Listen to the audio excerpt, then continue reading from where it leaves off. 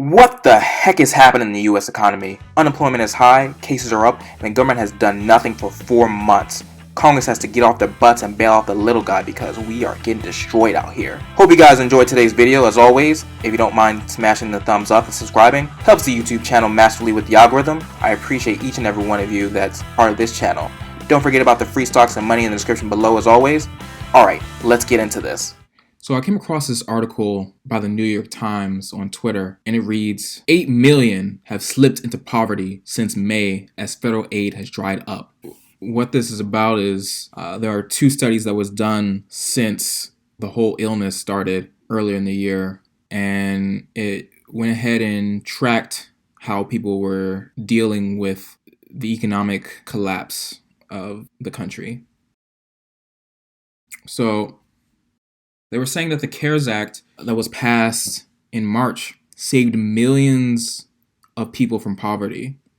And the number of poor people has grown by 8 million since May. So the research was done by Columbia University. And when the original CARES Act was passed, it saved 4 million people. If no one knows what the CARES Act was, it's a $2 trillion emergency package that was done. The catalyst of that was the market, pretty much. The market freaked out, and when stocks fell, Congress decided, hey, our donors are losing money, and what can we do to stop the bleeding? And they decided to go ahead and pass this bill that saved airlines, gave corporations millions of dollars, if not billions. There was a lot of issues with the CARES Act, but one thing that it did was provide $600 a week for those who ended up being unemployed. $600 a week, which is pretty much sums up to $15 an hour. And not only that, but it also provided one-time $1,200 stimulus check for individuals. The Labor Department reported on Friday that 886,000 people filed new claims for unemployment benefits in the last week. And that was a jump of 9.5% from the previous week, so it's only increasing. And one thing that they found was the economic recovery has started to slow because of a lot of the lost benefits ended up expiring in August, and they didn't decide to renew it. So now there's more layoffs. You have airlines just laying people off because Congress didn't decide to give them more money. The virus is surging again, slowly, but that's never a good sign. Congress is currently trying to negotiate another stimulus bill, but they've been doing that for the past 3 months, so I won't hold my breath on that. I just find it funny from the New York Times. It says that, this is how they phrase it, the Democratic House has twice passed multi-trillion-dollar packages to provide more help to stimulate the economy, but members of a divided Republican Senate questioning the cost and necessity have proposed smaller plans.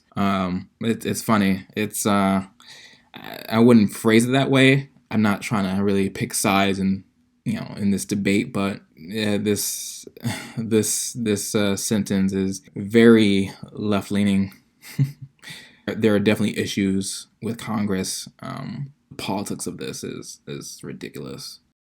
So, like I was telling you before, the CARES Act included this one-time payment and the expansion of unemployment insurance. So individuals who wouldn't be necessarily be included in unemployment insurance, like gig workers, you have your Uber drivers, you have the people that shop for you and deliver it. They wouldn't necessarily qualify because it's not a 9 to 5. It's more or less their own contracting business. They contract themselves out, and it's not a normal hourly work. And normally those workers wouldn't get the benefits because it's not a normal job. So luckily, Congress did a good thing in giving them the opportunity to get on unemployment. But like I said before, it dried up, so it's not really good for those individuals. So what's very interesting about this is it's saying about 2/3 of the beneficiaries more than replaced their lost wages from unemployment insurance, which is kind of wild to me.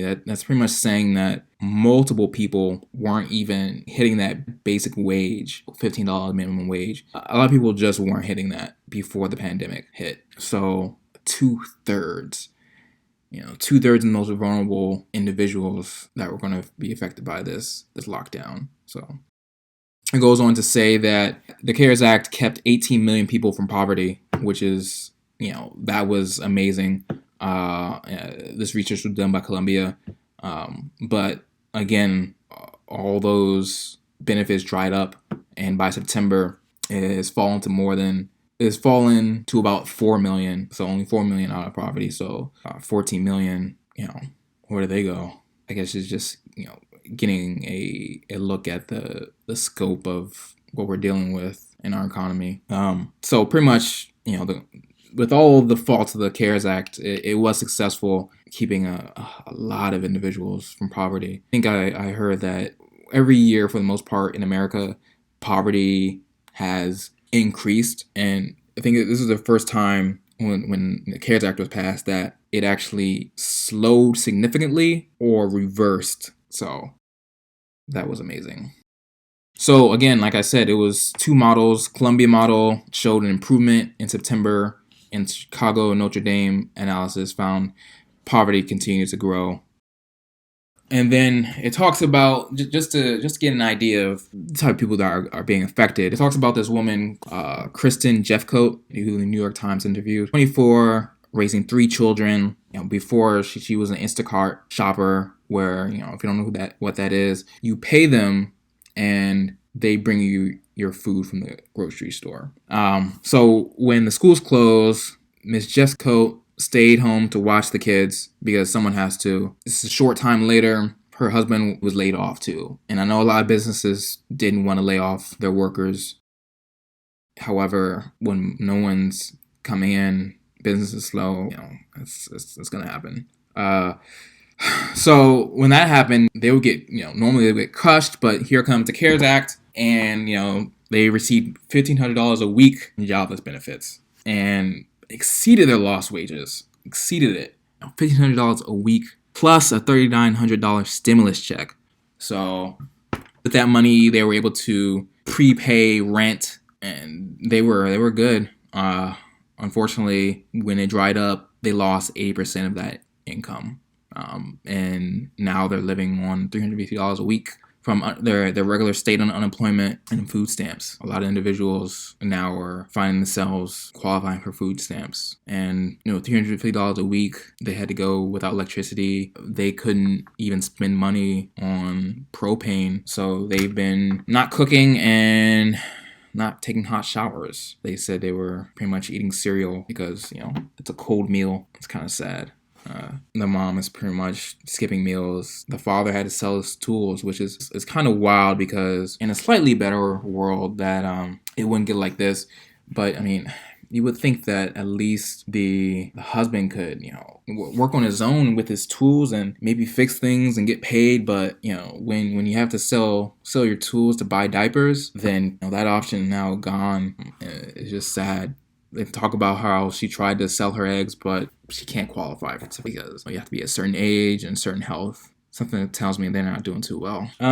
It's very interesting. The article goes on to talk about how being poor is double, triple damaging. Poor people are more anxious. They have to deal with late fees, lots of stress, and they can't necessarily plan for the next day because everything is about survival. So it's just very hard to dig yourself out once you go under. If you know anyone who's in a similar situation, please know that there are benefits. They should apply for food stamps. They should apply for unemployment benefits if they haven't already. Please.